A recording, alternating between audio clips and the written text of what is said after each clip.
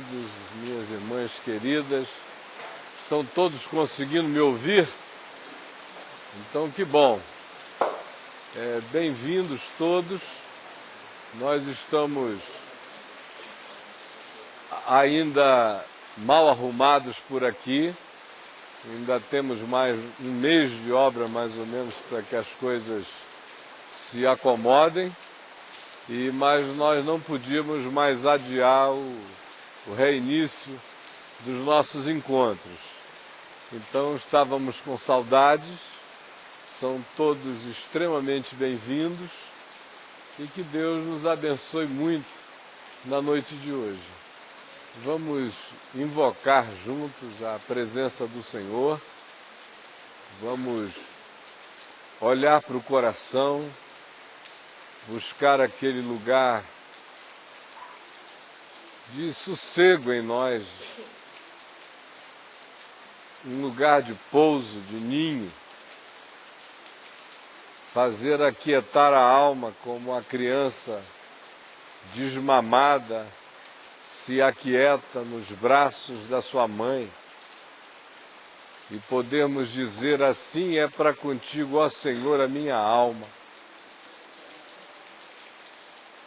Mamada e deitada e descansada e largada e engolfando no ombro do Pai, porque está farta e confiante. Senhor Jesus, nós te invocamos e pedimos que tu venhas derramar o teu Espírito sobre todos nós aqui, que nós não percamos a chance desse encontro, do que ele pode nos possibilitar, nos favorecer não apenas hoje, mas para o resto das nossas vidas. Por isso eu quero te pedir que a simplicidade da tua palavra prevaleça contra todas as nossas fortalezas mentais e distrações e sentimentos misturados e agitações mentais, ou o que quer que seja. Permite que o coração apenas aproveite e descanse e relaxe e sorva e beba, e guarde, e decida, e ponha-se em pé, e ande melhor e ande firme. É o que nós te pedimos, é o que eu te peço, é o que nós desejamos.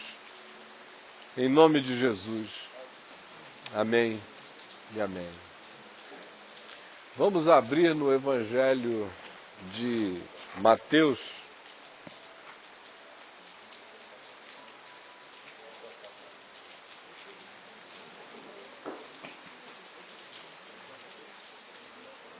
no capítulo 18,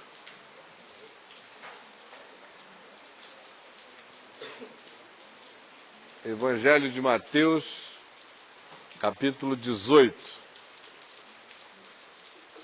Todo mundo atento? Todo mundo aqui? É importante que vocês fiquem aqui. Se vocês não ficarem aqui, não tem reunião, entenderam? Então é aqui. Não nessa geografia, é num aqui de consciência, sem o qual tudo é desperdício. Então, por favor, fiquem aqui. E aqui no Evangelho de Mateus, no capítulo 18, a gente lê no verso 35, uma das mais estranhas palavras de Jesus. Porque olhem só o que ele diz no verso 35 de Mateus 18. assim também meu Pai Celeste vos fará, se do íntimo não perdoardes cada um ao seu irmão. É a única vez no Evangelho que a gente vê Jesus explicitamente dizendo assim meu Pai fará algo negativo. Geralmente é meu Pai cuida, não sabeis que valeis mais do que pardais, não temais, ó pequenino rebanho, porque agradou ao meu Pai conceder-vos o seu reino. Aquele que o Pai me dá de maneira alguma eu lançarei fora. Ninguém pode vir a mim se o Pai que me enviou não o trouxer. São todas afirmações do Pai como agasalho. Ele conta uma parábola. Quando ele quer falar de ternura, o homem forte da história e da parábola é o pai. É o pai do pródigo, que tenta conciliar o irmão mais velho. É o pai dos filhos sim e não, daquele que diz sim, sim e não faz nada, e do outro que diz não, não, mas se arrepende, levanta e faz. Quando ele quer falar coisas duras numa parábola, ele nunca fala de um pai. Ele fala o senhor daquela terra, havia um rei, um homem importante, mas ele desvincula da ideia do pai. Aqui, porém, é o único lugar no Evangelho onde ele coloca o pai fazendo uma coisa negativa. Assim também meu Pai vos fará, se do íntimo cada um não perdoar ao seu irmão, ao seu próximo, não é ao membro da sua igreja. Porque quando se ouve isso, a mentalidade adoecida, religiosa, cristã é tão grande, que quando se lê no Evangelho sobre o irmão, o indivíduo pensa no indivíduo da igreja dele, da denominação. Aí o mundo dele já está do tamanho daquela coisinha. Aí ele já pensa assim, quem foi que eu ofendi na minha congregação? Ninguém.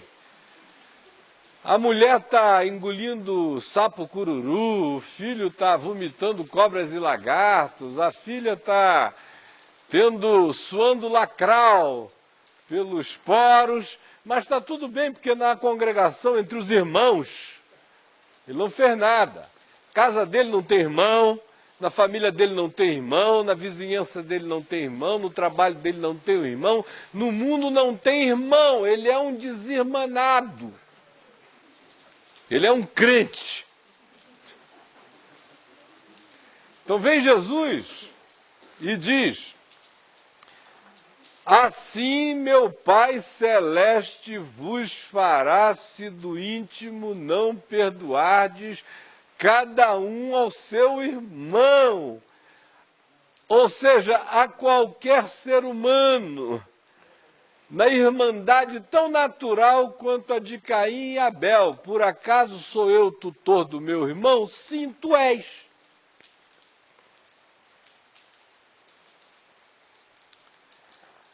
Aí a gente pergunta, mas em relação a que é que ele disse essas palavras de que o Pai Celeste vai fazer? O que é que o Pai Celeste vai fazer? Ele usa a imagem do homem forte, de um rei. Mas aqui embaixo ele conclui a parábola dizendo assim também meu Pai Celeste vos fará, se do íntimo não perdoardes cada um a seu irmão.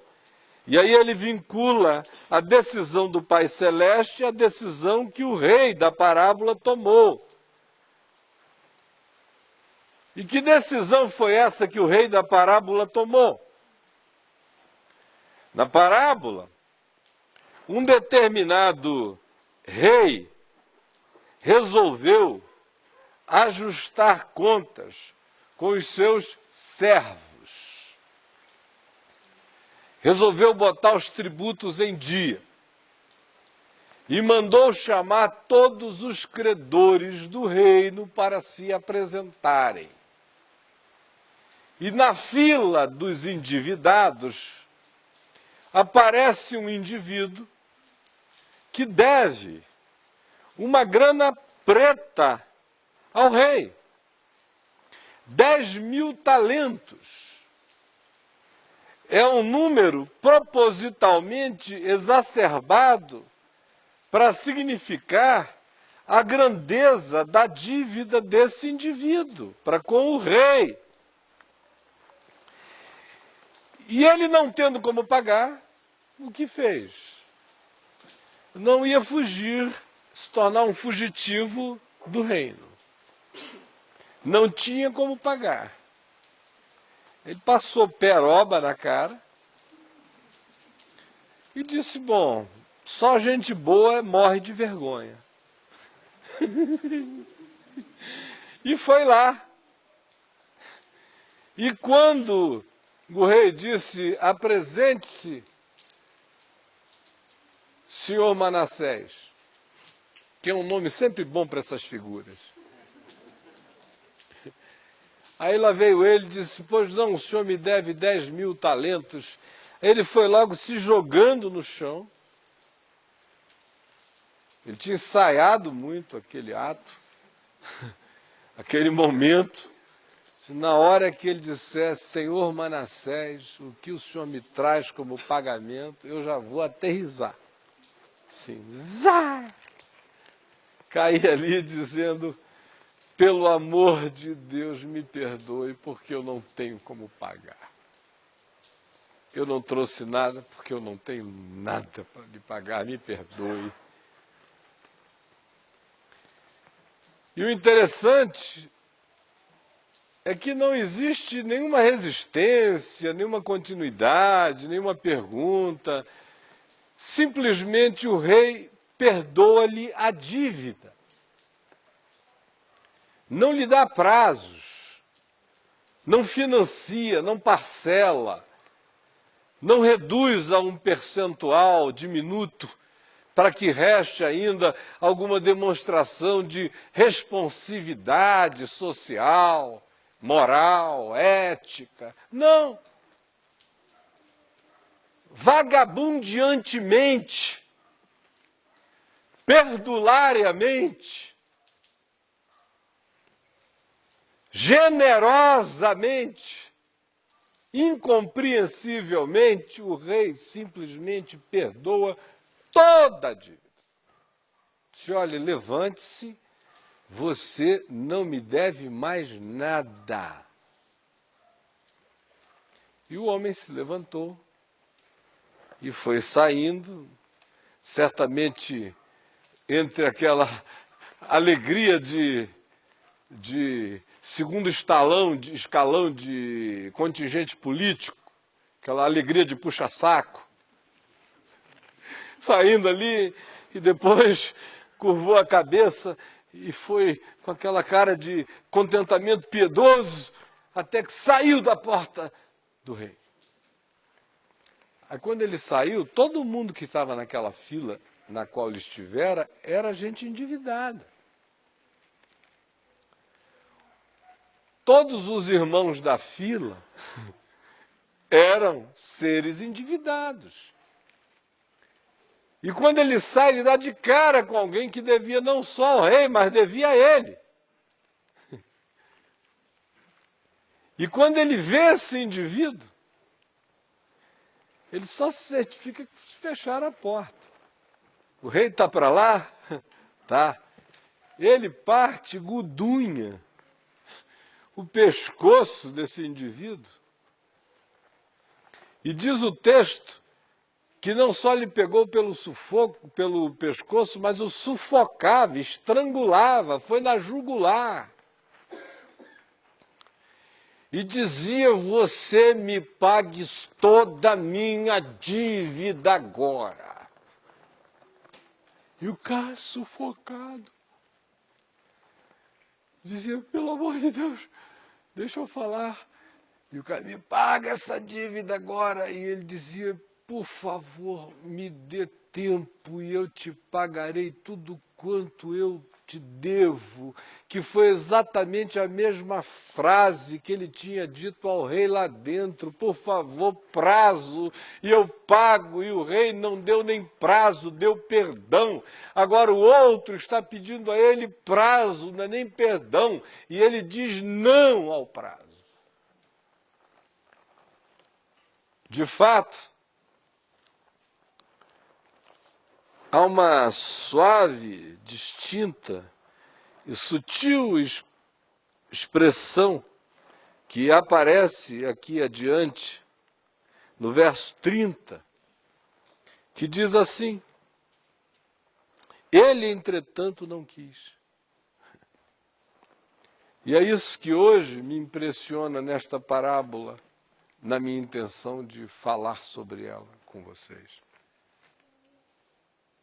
Por favor, me perdoa, eu vou te pagar, me dá prazo, eu só quero prazo, me dá uma chance, eu acerto. E o texto diz: ele, no entanto, não quis. E o que ele fez foi ordenar, com o direito legal que ele tinha, que aquele homem fosse entregado, jogado na prisão. Foi o que ele fez. Lançou-o na prisão até que saldasse a dívida, mostrando que ele estava muito mais interessado na vingança do que no recebimento, porque um homem preso não tem como pagar dívida nenhuma.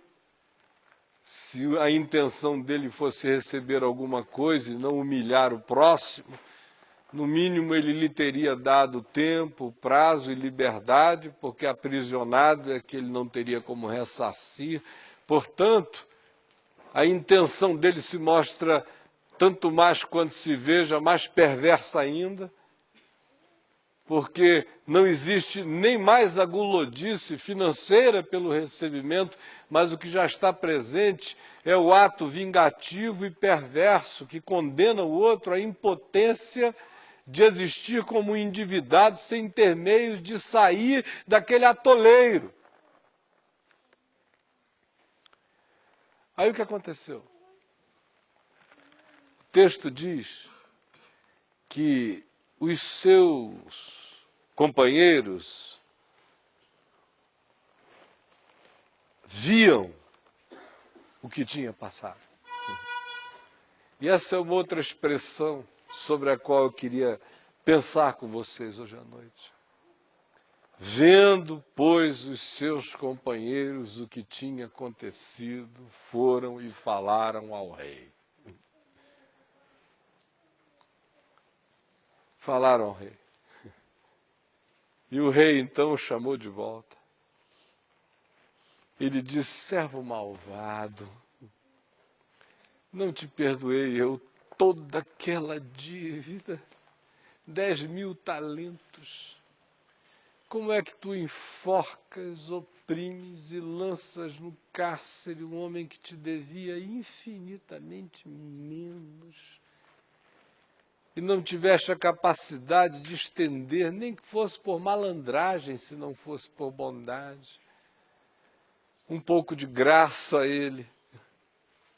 Mas porque tu não soubeste tratar o teu próximo com a graça com a qual eu te tratei, porque tu não soubeste dizer: perdoa as nossas dívidas, assim como nós perdoamos aos nossos devedores, eu te envio agora para o cárcere, entrego-te nas mãos dos verdugos, e tu serás maltratado e torturado no cárcere, não sairás de lá até que tu pagues o último centavo.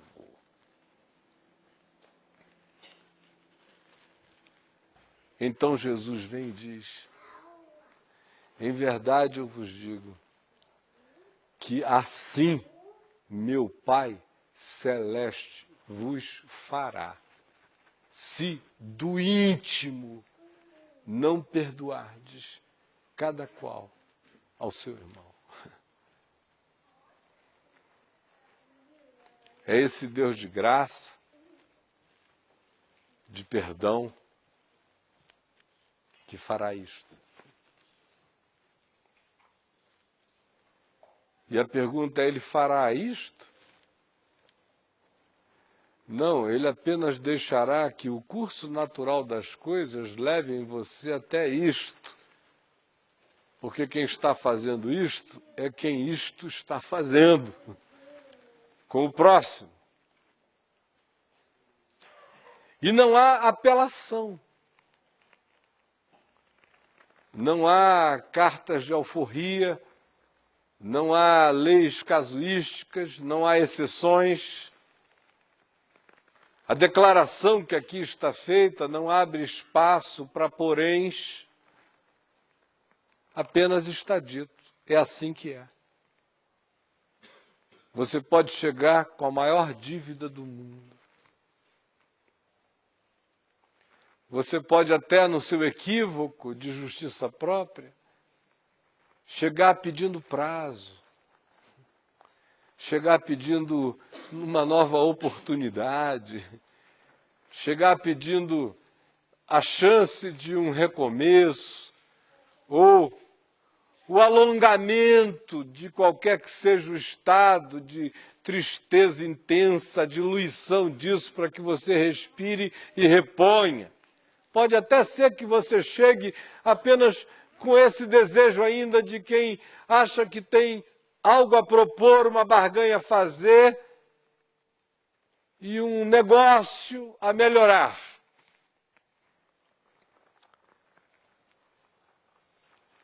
Mas o que Jesus disse que nós não devíamos fazer, ele o disse porque não é assim que ele faz. E o que ele disse?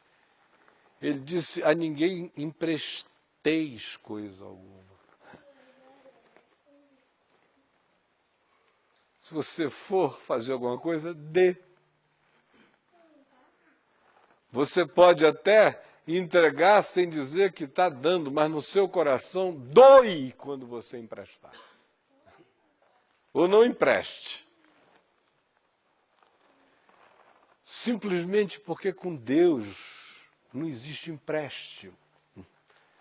É por essa razão é que ele diz, dê.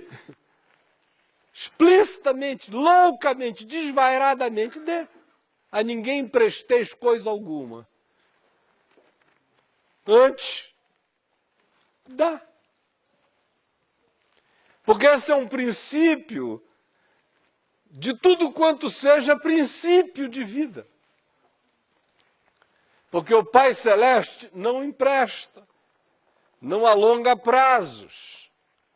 Pai Celeste perdoa. Perdoa-me, perdoado tu estás. Ele não diz, olha, perdoei aquela parte da dívida, esta outra não. Estou analisando o caso. Perguntarei aos auditores, verificarei o nível da irresponsabilidade nessa situação específica. No mais, perdoado tu estás, não existe isso. O Pai Celeste não empresta, o Pai Celeste dá, ele é graça. Graça não empresta, graça dá. Não existe empréstimo na graça. Graça que empresta não presta. Pai Celeste dá. Mas ainda que o cara chegue no equívoco pagão de dizer, me empresta, ele vai receber a graça que dá, que perdoa. Definitivamente, que diz, hoje mesmo estarás comigo no paraíso. Que resolve a parada num átimo, no momento, passa da morte para a vida, da culpa para o perdão, da condenação para a absolvição. É instantâneo, é fé, é apropriar-se, é crer na declaração do rei, que diz, tu estás perdoado. Ou é como os milhares de pequeninos que creram na palavra de Jesus que lhes disse, filho, filha, estão perdoados os teus pecados. Agora, do momento em que entra essa consciência de perdão na gente, no momento em que eu chego e celebro a graça de Deus que não me fez empréstimos, não me fez propostas, ao contrário, disse: está consumado, tetelestai, está pago. E também no mesmo momento em que a minha interpretação disso não seja moral nem comportamental, porque se ela for moral e comportamental, eu nunca vou achar que eu tenho débito algum com Deus, provavelmente. Eu me torno um fariseu, que digo: eu dou o dízimo, eu não quebro o 7º mandamento, eu, para todos os efeitos, não tenho Deus nenhum, só um Deus. Eu não honro o sábado, mas o domingo eu não falto às reuniões. A meu pai e minha mãe, eu frequento as feijoadas e todas as festas da casa e dou presentes a eles. Passo a mão na cabecinha deles. Eu não digo falso testemunho, fofoco um pouco, mas nunca nada legal. Não tem legalidade na minha fofoca. Se for chamado em juízo, eu nego tudo e digo que eu não vou prejudicar esse irmão.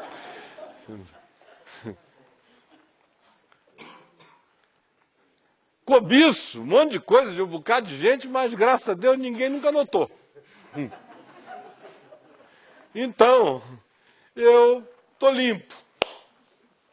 E assim segue o fariseu, dizendo: graças te dou, ó Pai, porque eu não sou como este safado, desse publicano, calhorda, adúltero, pegador de mulher, garanhão, tarado e inveterado, que, além de tudo, é um aproveitador do dinheiro público, que está aqui ao meu lado fazendo essa oração. Eu te agradeço de todo o meu coração, porque eu não sou como ele, eu sou de outra natureza. Limpo e purificado, eu jejuo, eu dou meu dízimo e eu sou incorruptível. Enquanto o outro, calhorda, coitado, esse desgraçado amado por Deus, esse diabinho querido do Senhor, batia no peito e dizia apenas: ó Deus, sê propício a mim, pecador. E Jesus pergunta: quem vocês acham que desceu justificado, perdoado, reconciliado, amaziado com Deus para sua casa? O indivíduo com consciência moral fixa, estática, comportamental, behaviorista, farisaica, que mede a si mesmo pelos feitos da moralidade pública, do que aconteceu ou não aconteceu como factualidade, que é esse fariseu que em razão disso se jacta e se assoberba, ou esse outro que, independentemente do que lhe estivesse acontecendo, sabia, no entanto, quem Deus era e quem ele era. E por isso apenas pedia misericórdia e não pedia emprestado. Não fazia barganha e não sugeria equivalências e nem comparações, simplesmente dizia: tu és e eu não sou, mas tu és amor e eu peço que tu sejas propício a mim, que tu hajas com graça. Eu não quero empréstimo, minha dívida não pode ser paga, ou tu me perdoas ou eu estou liquidado.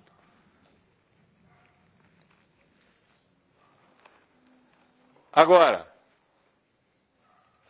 essa consciência do tamanho do nosso débito para com o rei é uma coisa que só se aprofunda em nós quando o senso moral acaba.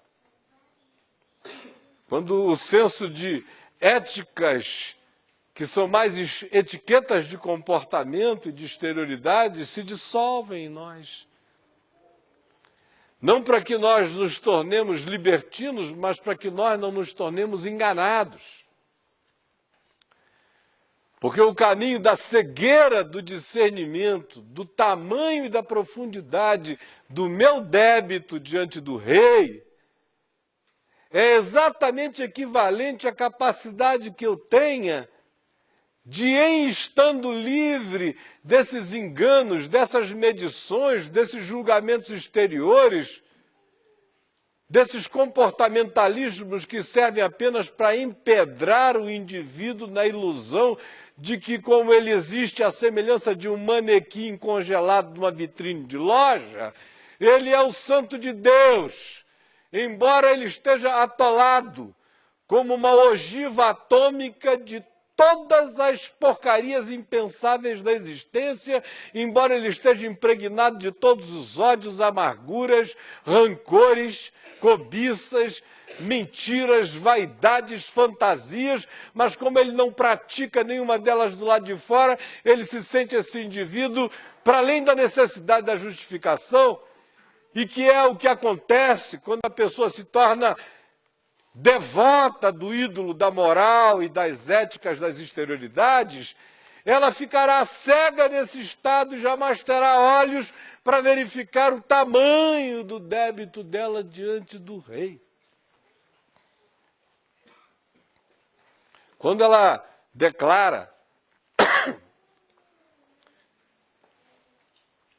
com Paulo, em acordo com ele, que todos pecaram e destituídos estão da glória de Deus, ela faz isso por uma questão de deferência, de educação, de humildade, para não ser arrogante. Porque lá está dito que todos igualmente pecaram e carecem da glória de Deus, mas lá no fundo tem muita gente que não acredita nisso, não. Que esse negócio é para um bocado de outras pessoas. Que aquela é apenas uma generalização. Porque eles pegam os mandamentos exteriores e eles dizem, escapei desse. Oh, aleluia, graças a Deus. Posso até chamar a mamãe para dar testemunho. E vai, e tal. Aí pá, aí aqui, esse aqui. Aí ele chega ali no sétimo e diz, meu Deus, com todos os sacrifícios do mundo, com um motel instalado dentro de mim, mas até aqui eu me mantive intacto. Aleluia. Ele vai. Quando ele chega na cobiça, ele diz, aqui também não tem jeito, mas é uma coisa tão subjetiva, que como o senhor de fato não está tão preocupado com subjetividades, então eu sei que nessa aqui, faz de conta que eu gabaritei, Jesus, faz de conta que eu gabaritei. Aí o cara vai virando uma pedra. Pedra. E ele fala, todos pecaram e todos carecem da glória de Deus por consideração ao Evangelho. Para não soar arrogante. É para isso. Mas lá no fundo não é assim, não. Os safados estão todos longe dele. Os calhordas não são ele.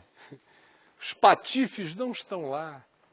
Os injustos, os apressados, os compulsivos no juízo, os de impulsividade destrutiva, os de língua incontrolável, os de privilégio ao devaneio egoísta e hedônico dos prazeres do capricho apenas, são os outros.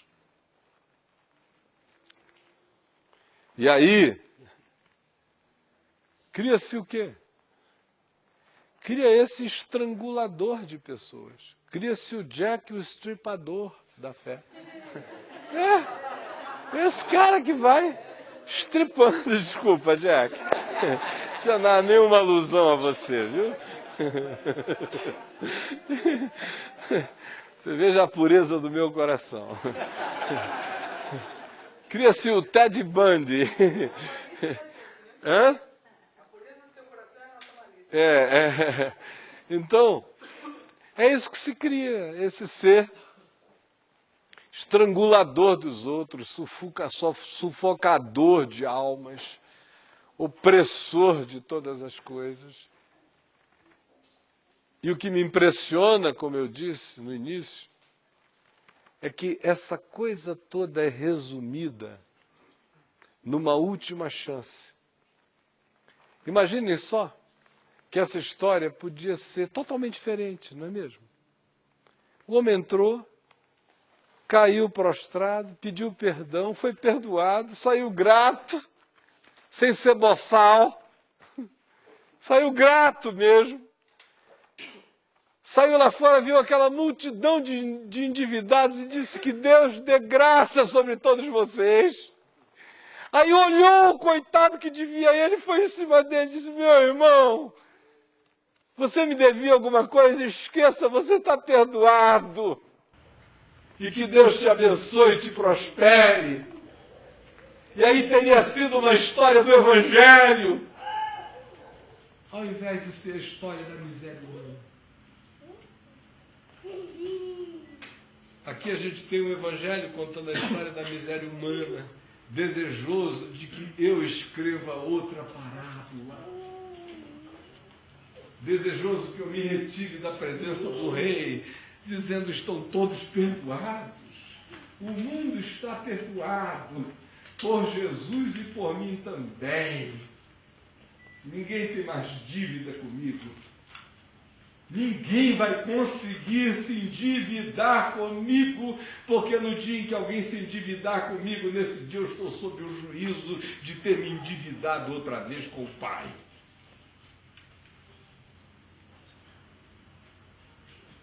Agora o trágico é que a decisão, no entanto, é contada com a sutileza dessas palavras simples. No entanto, o homem não quis. Não quis que fosse assim. Não quis que fosse um Pai Nosso. Não quis que fosse: perdoa as nossas dívidas assim como eu perdoo os meus devedores. Não quis. Escolheu outro caminho. Não quis. Ele achou que poderia ter uma relação com Deus divorciada em qualidade da relação dele com o próximo, seja quem for o próximo. E este é o mais diabólico de todos os enganos. Não há perdão de Deus para mim sem perdão em mim para quem quer que seja. A questão, notem bem, é que Jesus fez absoluta questão de descrever o ponto vital dessa desgraça com uma única sentença: o homem, no entanto, não quis. Não quis. Não abre espaço para reflexões posteriores, para psicologizações, para absolvições, para sangues de bodes e de touros, para perdões temporários, para nada. Diz: o homem, no entanto, não quis. Dá a esse homem o mesmo poder de soberania que o rei tem. O rei quis, mas o homem não quis. Deus quis, mas você não quis. E o que você precisa saber é que o quis de Deus é absolutamente definitivo para te perdoar, quanto o teu quis de não querer perdoar será definitivo para te danar, meu irmão. É assim, simples assim. O rei quis. Se você for sábio, você quererá. Se você não quiser, volta tudo para antes, pioradamente, entendeu? E não tem apelação. É uma decisão no coração. Não adianta o cara ficar evocando os traumas nesses exercícios modernos de psicologia mediúnica. O cara invocando o avô, a avó, o pai, a mãe, os traumas, o tio tarado que olhava para a menininha de 6 anos, todo mundo, é uma legião de evocações para justificar quem eu sou agora. É por isso que eu tenho esse problema insolúvel dentro de mim. Eu tenho essa facilidade enorme de pedir perdão. Deus sabe. Mas eu tenho essa dificuldade absurda de perdoar. Pior ainda. Deus sabe. E é assim que eu sou. E eu até já me batizei. Eu não tenho, no entanto, problema em dar o dízimo. Eu dou. Mas é assim que eu sou.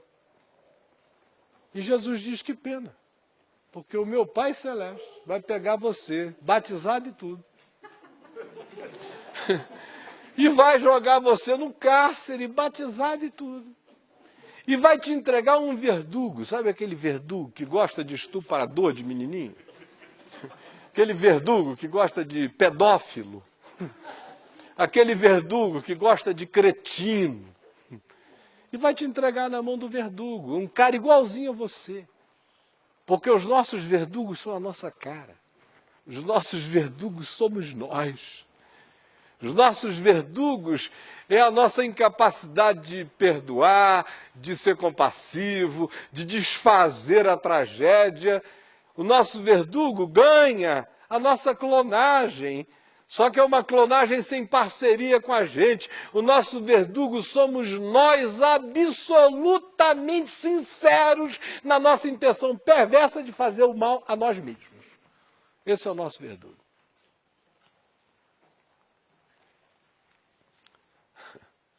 Quem quiser saber como será tratado pelo pai, veja como trata o irmão. Simples assim, não tem teologia. Não precisa reunir um concílio para decidir isso não, está feito. E o que me impressiona é a sutileza dessa declaração de Jesus, dizendo que os seus companheiros viram isto e foram falar com o rei. A gente fica pensando que pode fazer gestão desse negócio. Que se ninguém vir a nossa facada, se a pessoa não perceber que a gente já está envenenando, botando gotinha todo dia, para ela morrer daqui a 1 ano e 6 meses. Mas ela não está notando que eu estou aqui botando. A gente fica pensando que não tem consequência. Meu amigo, há uma grande nuvem de testemunhas. Além de que o Senhor é aquele que tem 7 olhos como chamas de fogo e que vê e consome todas as coisas, Jesus fez questão de nem ir aí. Ele deixou a coisa no nível mais secundário da informação. As miríades de energias que vazam, de informes angelicais, de revoltas espirituais, de raivas de anjos. Se eu pudesse assim dizer, anjos com raiva de você.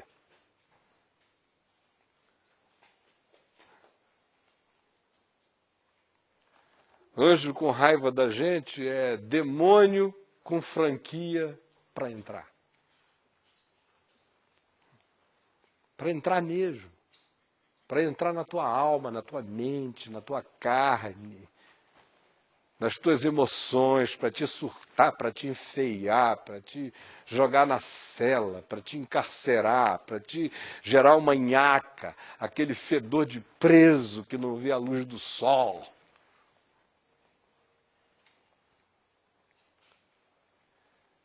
Gera esse mundo psicológico escuro, de sombra, de fantasma, de culpa, de conflito, de ódio, de demônio na noite, de pesadelo, de pânico, de paranoias. Gera um cárcere. Com verdugos tão qualificados quanto você na arte de não perdoar, de não dar sossego. Assim também meu Pai Celeste vos fará, se do íntimo, não da boca para fora e não performaticamente, não como declaração farisaica de amores que nada mais são do que inflações de declarações dessignificadas. Não. Assim meu Pai Celeste vos fará, se do íntimo não perdoardes cada um ao seu pai, à sua mãe, ao seu filho, à sua mulher, ao seu marido, ao seu inimigo, ao seu patrão, ao mundo.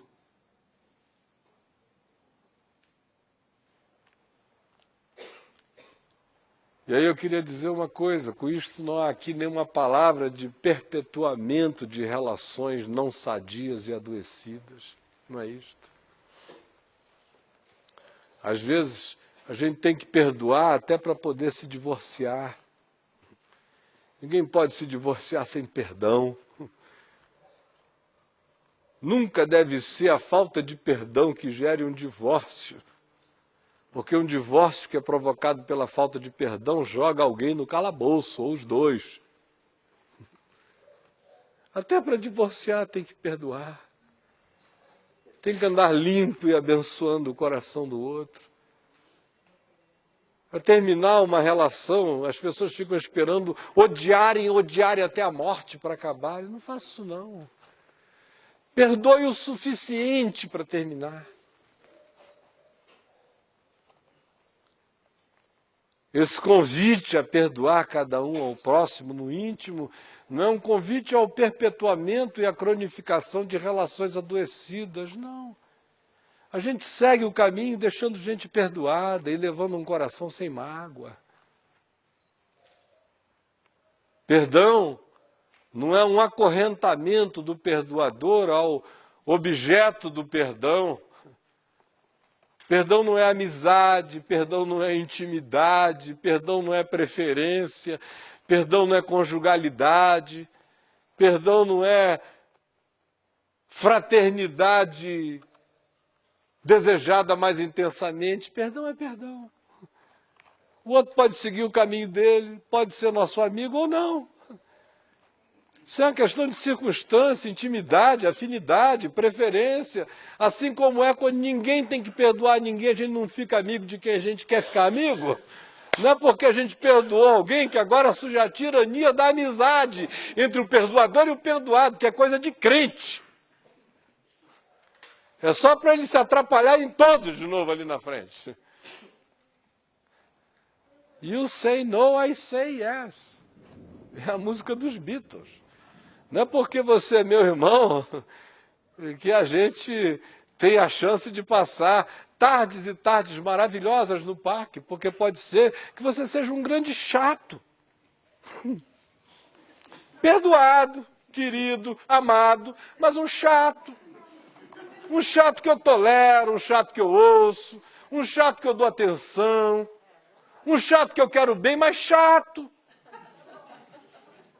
Negativo, é tudo assim com aquela boca de quem comeu um pedaço de caca e ficou melando ali, o cara nem limpa e nem fala, é aquele chocolate de esgoto na boca.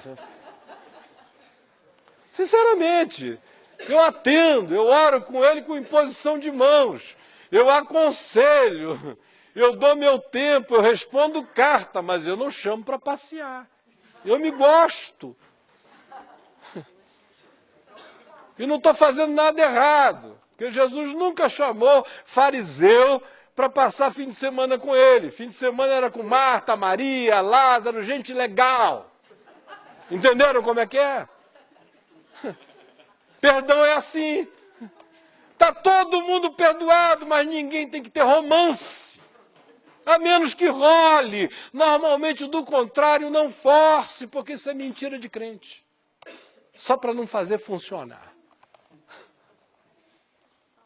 Só para ficar impossível. Só para o cara dizer, Senhor, eu não consigo perdoar, não. Mas é claro. Você renova o mal-estar desse convívio o dia inteiro. Obrigado, nós somos siameses na cruz, aleluia. Aí se gruda lá no cara para ficar aqui odiando a permanência. Seja simples. Nicodemos é Nicodemos. A gente diz, tu és mestre em Israel e não compreendes estas coisas. O jovem rico a quem Jesus amou era um idiota, um babaca. Fez uma pergunta idiota, recebeu uma resposta sábia do amor, não tolerou a resposta e foi embora. E daí?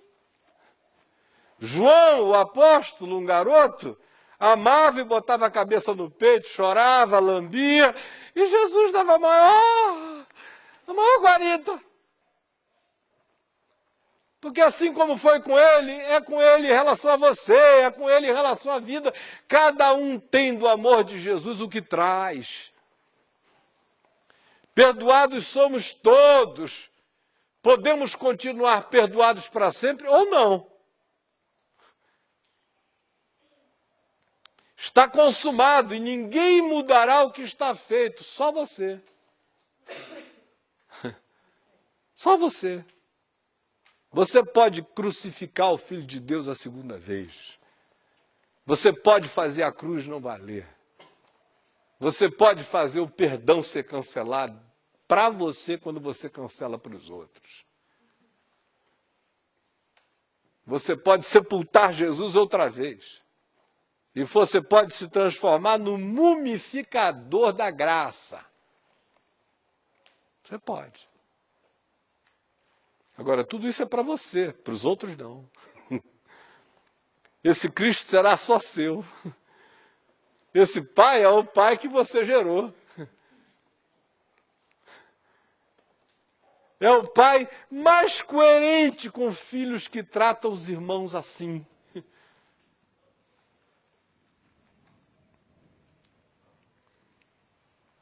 Cuidado que tem um bocado de companheiro falando por aí. E não é fofoca de crente, é de anjo. A teu respeito.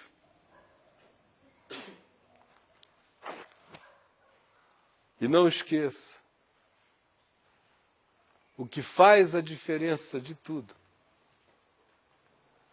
pode ser resumido nesta simplicidade. No entanto, o homem não quis.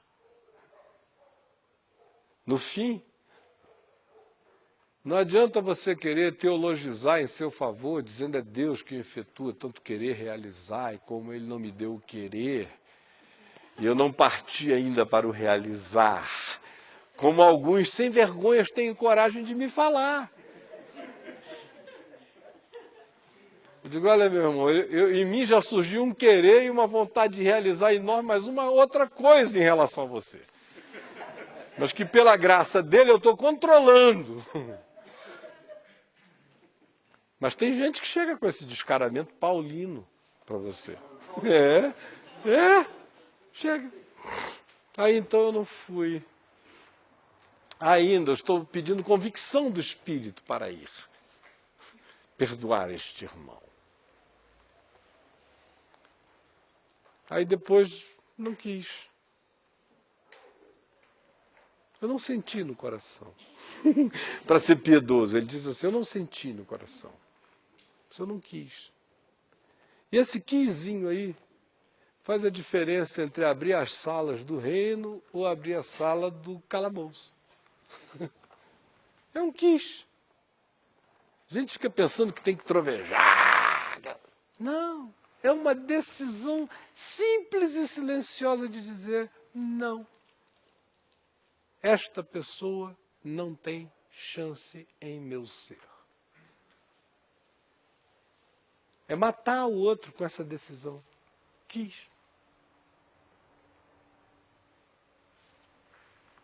Agora, você pode não ter poder nenhum para nada. Nem para comprar um pão na padaria, saindo daqui. Mas você tem poder de não querer perdoar alguém. Esse poder você tem. Esse poder todos têm. Ao mesmo tempo que você tem o poder de perdoar. Pode não ter recursos nem poder para mais nada, mas esse poder você tem. E aí você é soberano. Praticamente tão soberano quase como o rei. Com a diferença que sobre ele não tem julgamento, porque ele é bom e justo. E sobre você existe julgamento a priori, pode haver a posteriori. Depende de se você, em recebendo a graça do perdão, se tornar um transferidor dessa bondade em todas as suas relações, por uma razão simples e última. Sabem qual é? Perdão não é uma opção, não é uma alternativa, é condição sine qua non. Senão, nada mais. Não dá para negociar com isso. Se você acha que pode fazer acumulações de créditos usando esquemas de barganha pagã que você ainda tenha na mente, dizendo, Senhor, eu mantenho esse ódio, mas em compensação, eu vou aos hospitais, orfanatos, eu me torno levita, diaconisa, eu me torno cuidadora de cães na porta da igreja, eu faço qualquer coisa, mas me permite esse nicho de ódio. Permite esse diabo de estimação dentro de mim. Eu só peço isso, que o Senhor não olhe para este ídolo do lar desse meu ódio e me unja no mais. Para cá. Toda a barba de Arão, menos este pedaço de cá. Me unge, Senhor.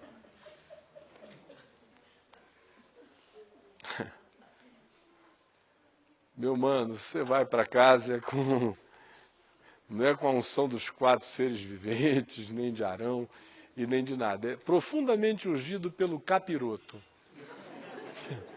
Assim, sem mais nem menos. E sem apelação. Se eu ouve o que eu estou dizendo hoje, diz, poxa, interessante, mas graças a Deus hoje eu não estou precisando desta palavra.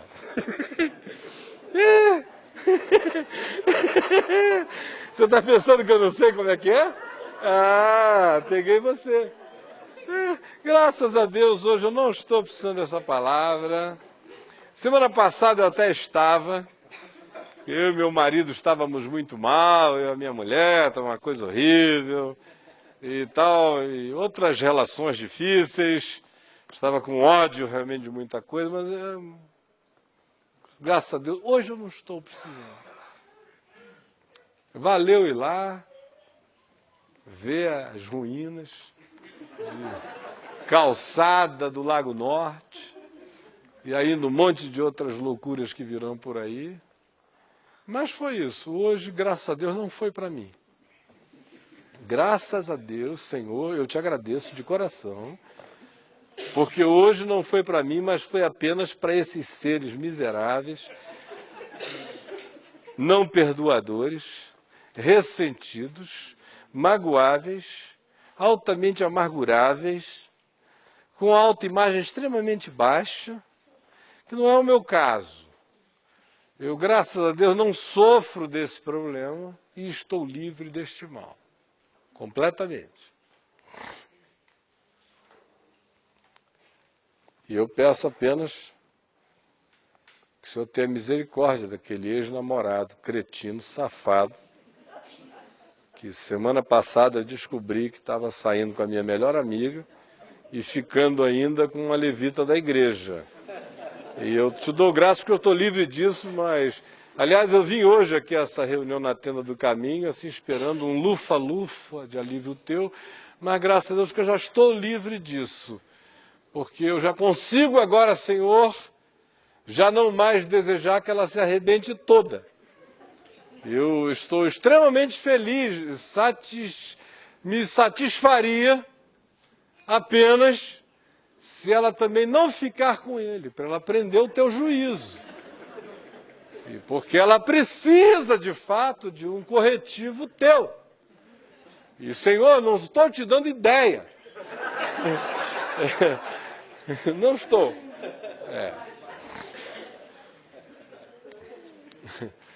São orações que eu leio todos os dias, aquelas cartas que eu recebo. Eu tiro tanta coisa das cartas que vocês não têm nem ideia. Algumas porque identificariam as pessoas, outras porque chega a ser patético. Eu fico com vergonha pela pessoa. Aí tiro, mas tem cada barbaridade. Geralmente a pessoa em perda. Está em perda, meu Deus, ela perde. A primeira coisa que ela perde é o juízo. Aí na perda do juízo perde toda a autocensura, perde toda a capacidade de perdoar, perde tudo, vira um diabo, é um endiabramento, é uma possessão manifesta via e-mail, que é uma coisa impressionante. Manifesta para sair, eu vou botar lá no site agora escrito. Manifesta para sair, irmão.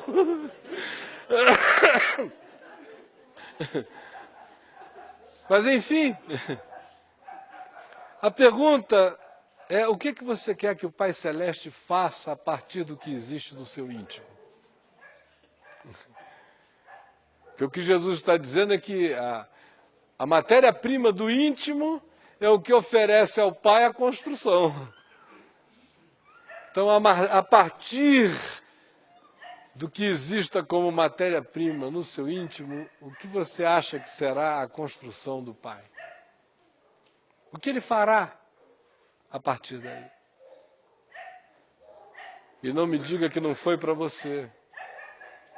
Porque se não foi para você, o primeiro a cometer o desperdício foi Jesus, que contou essa história para todos. Vamos ficar em pé e vamos orar.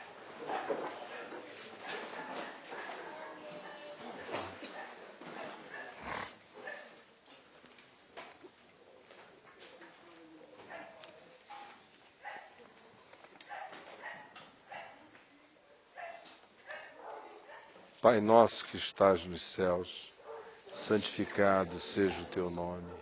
Venha o teu reino, seja feita a tua vontade, assim na terra como nos céus. O pão nosso de cada dia nos dá hoje. Perdoa as nossas dívidas, assim como nós perdoamos os nossos devedores. E não nos deixes cair em tentação, mas livra-nos do mal. Pois teu é o reino, o poder e a glória para sempre. Amém.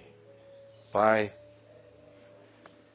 que no nosso íntimo haja apenas as coisas concernentes à misericórdia que nós temos recebido e que tem nos feito gratos, com uma gratidão que se transforma em graça, em perdão, em misericórdia, em bondade, que não nos faz necessariamente nos tornarmos românticos para com todas as criaturas, mas nos torna com certeza limpos, abençoadores, cordiais, generosos e desejosos do bem e praticadores do bem sobre todos. Por favor, salva-nos desses verduguinhos que começam do tamanho de uma verruguinha e que vão crescendo para de verruga se transformarem em verdugos e que sempre tem a cara interior do nosso ser. Sempre nos adoecem com as doenças que nós mantemos nos outros ou provocamos nos outros, que sempre nos desconstroem como nós desconstruímos outros, e que sempre são informadas por uma legião de companheiros, de assistentes, e que veem a decisão simples e desgraçada do nosso ser, de muitas vezes simplesmente não querermos, até pelo capricho mais impiedoso, que nem visa se remunerar, só visa se vingar. Pelo amor do teu nome, nos salva do inferno, porque o inferno é isto. É aí que ele cresce, é assim que ele se estabelece, é assim que ele se ensaia, é assim que ele se desenvolve, é assim que ele nos possui, é assim que ele acaba nos aprisionando, de modo que nós nos tornamos seres ambulantemente caminhando, involucrados pelo inferno, pela cela, com uma alma encarcerada. Pelo amor do teu nome, liberta todos os encarcerados entre nós. Porque o Evangelho é libertação dos encarcerados.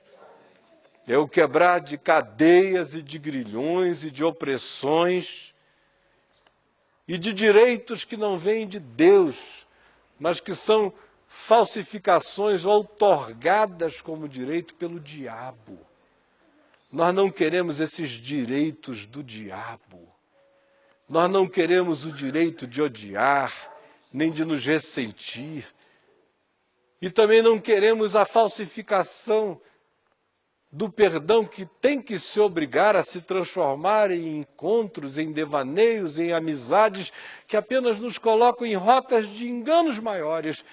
Ajuda-nos a sermos sinceros em tudo. Que o nosso perdão seja sim, sim. E não tenha que lamber o que não é lambível, mas siga limpo, perdoando e perdoado. Pelo amor do teu nome, derrama sobre nós o Evangelho é isto. Derrama sobre nós esta palavra e o mundo inteiro vai se transformar em outra coisa daqui para frente. Implanta em nós esse olhar e nunca mais veremos nada do mesmo modo. Pelo amor do teu nome, é isso que eu te peço. Em nome de Jesus. Amém e amém.